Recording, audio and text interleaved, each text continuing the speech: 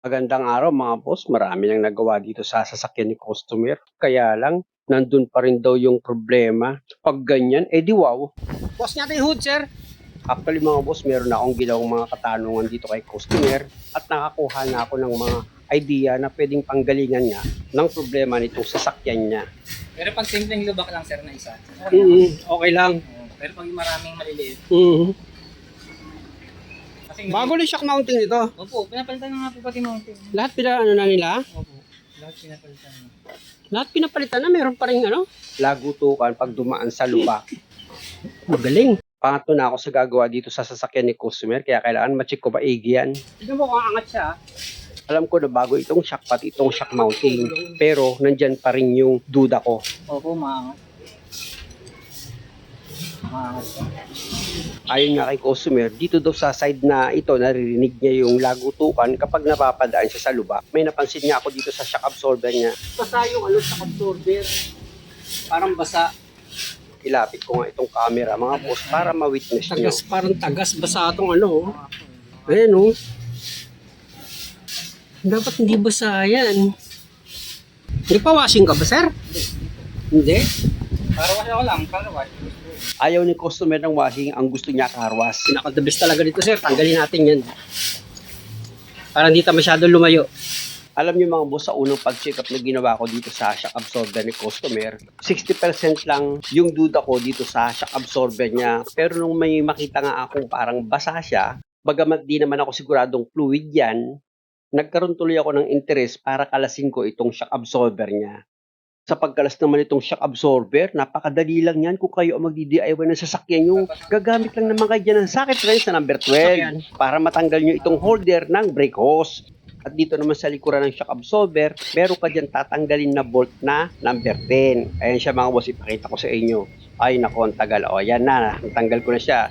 Dahil nga sa itong ABS wire, pati itong brake hose, dito naka-bracket sa shock absorber.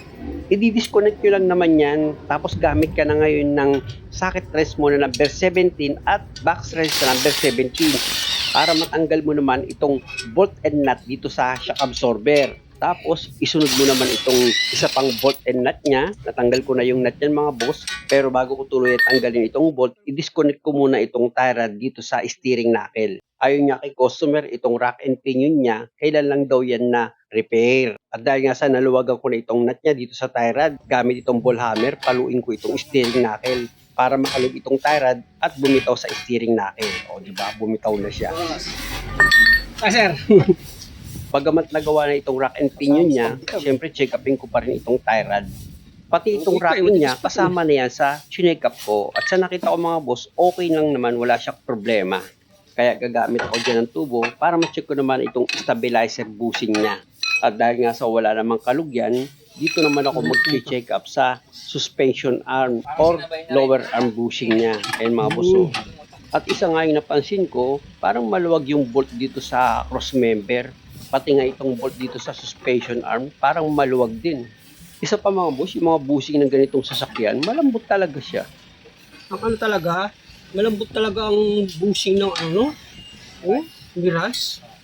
Kaya sa susunod mga bossing, pag may nagpagawa sa akin ng suspension ng ganitong sasakyan, gulong na ng truck yung ilalagay ko dyan. Para matibay, i-check ko naman itong clamp bushing niya dito sa stabilizer bar. Ayan mga boss, chinek ko siya ulit. Wala siyang kakalug-kalug eh. Pati nga itong stabilizer bushing niya, chinek up ko yan. Wala rin siyang kalug eh. Kaya tuluyan ko nang tanggalin itong bolt dito sa shock absorber. Ayan mga boss, tanggal ko na yung bolt. I-disconnect ko na itong shock absorber dito nga sa steering knuckle niya. Tapos kung makikita nyo, ito namang shock absorber, kinakalug-kalug ko yan kung mayroong problema dito sa shock mounting. Kaya lang sa nakita ko, wala dyan ng problema. Pwede talaga dito nang gagaling yung problema sa shock absorber. Kaya gagamit ako dyan ng socket wrench na number 14 para matanggal ko yung nut dito sa shock mounting. And mga boss, kung makikita nyo, natanggal ko na itong nut. Tapos dito sa kabilang side, dahil wala naman akong position para gamitan ng socket wrench na number 14, kung makikita nyo, manual ko nang niluluwagan itong nut. Gamit niya itong box wrench na number 14. At dahil nga sa maluwag na yan mga boss, medyo iisi-isihin ko nila sa pagtanggal. Gamit niya itong kamay ko. Ayan na mga boss, natanggal ko na itong pangalawang nut. Kaya ibaba ko na itong shock absorber. iayos ko muna itong camera mga boss para makita nyo nga kung paano ko tatanggalin itong shock absorber. Pag may nakaharang, o iiwas nyo lang siya. Ganun lang naman ang gagawin nyo. Eh mga boss, natanggal ko na yung shock absorber. Punta na tayo dito sa pipwestuhan natin. Tandaan nyo mga boss, bago nyo tanggalin yung nut dito sa shock mounting niya, dapat gamitan nyo muna ito ng coil spring compressor para itong coil spring mapaiksi nyo muna siya. Kasi nga, kung tatanggalin nyo agad yung nut dito sa ibabaw ng shock absorber or dito sa shock mounting nga, pwedeng pagtanggal ng nut, pipitik yung coil spring, pwede kayong maaksidente. At para hindi naman kayo mahirapan, pag naglagay kayo ng coil spring compressor dito sa coil spring nyo, dapat balanse. Hindi pwedeng magkatabi sila. Dapat magkatapat sila. Para pag pinaiksi nyo na nga itong coil spring, pantay yung tayo niyan at hindi siya tabingi. At pag naramdaman mo naman na lumuwag na itong shock absorber dito sa coil spring, okay na yan. Pwede mo nang tanggalin yung nut dito sa shock mounting mo. Gamit ka nga dyan ng socket wrench na number 17. Ayun mga boss, kung makikita nyo dito sa ibabaw ng shock absorber, luwagan ko na itong nut niya para matanggal ko na yan. Tapos, pwede ko na ngayon hugutin itong shock mounting. Ayun mga boss, yung shock mounting nyo, wala naman siyang problema. Kahit nga yung strut bearing nito, wala din siyang problema eh. At kung makikita nyo, nung tinanggal ko nga itong spring seat niya, meron pa siyang plastic insulator eh. Kaya malabo talagang panggalingan ng ingay na galing nga dito sa shock mounting, pati dito sa coil spring.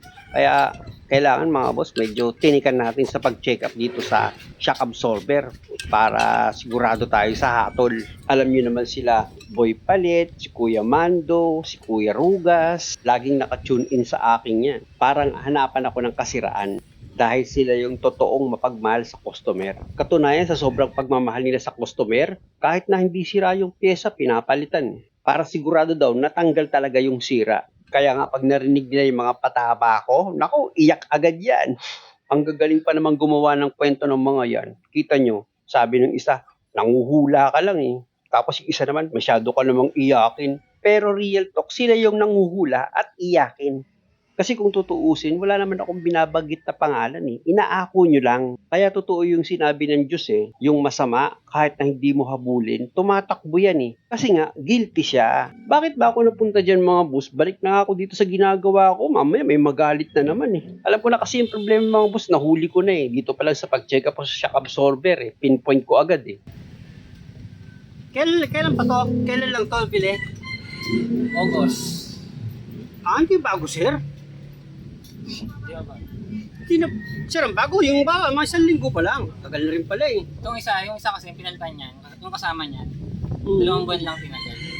Ganito pala nangyari. August, napalitan itong dalawang shock absorber niya sa harapan. After 2 months, nakarinig uli siya ng lagutok. Kaya napalitan agad yung shock absorber niya sa kanan. At ngayon, dito naman sa kaliwa, may lagutok. Kaya lang, tingnan mo, pag may mga times siya na pag nalubak ka, Oo. may madalas ba, lumalagutok, may mga time lang. Pag sobrang talaga, hindi pantay. Oo, tingnan mo kasi, tingnan mo ha. Babagal siya tumulog, tapos may mga time na malambot. Oo, yun nga, ganyan nga, sir. Pugi, may mga time na ganun eh. Lubak. Mahina ng mga shock. Ayun, sir, ayun, lambot oh. Oh, yan, sir. Yan. Kaya pag nalulubak ka, yan, lambot niya na oh. Dati hindi siya ganyan. Yan. Pero, tingnan mo, pero pagdating doon sa taas, wala na, hindi na siya, mabagal na siya. Pag-rebound na. Hindi na siya makaribaw. Palitan to, sir. Oh. Ayan oh. Diretso siya eh, oh. Bigyan lumambot. Yun. Yung pala, Thailand yan. Ito, Japan eh. Yan, ganyan nga uli ng Japan. Ayan, Japan yan ah. Japan. Yan. Japan to eh. Ganyan nga uli ng Japan, ganyan din yung isa. Ganyan din. Oo. Ito, Thailand. Mas dark siya. Thailand. Kaya hindi na ako kukuha nito. Ayun oh, Thailand oh. Sayang. Sabing bago yan, sir, kasi ano eh. Wala pang 5,000 kilometer. Ganon? Oo, sira na. Sira na agad ano? Tingnan nyo itong Japan na nabili ko mga boss. Magandang klase siya. Pag ididiin ko na itong piston niya, smooth na smooth. At pag tutulak na paangat yung piston niya, mabilis. Tingnan mo. Yan oh. Diba? Smooth siya pag tinulak mo.